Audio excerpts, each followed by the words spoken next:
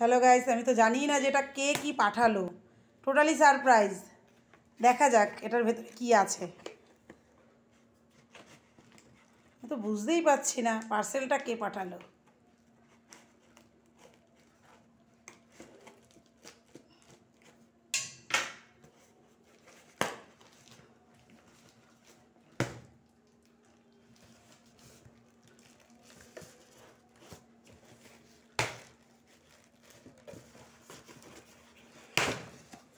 এতগুলো বোতল, মনে হচ্ছে আমার দিদি।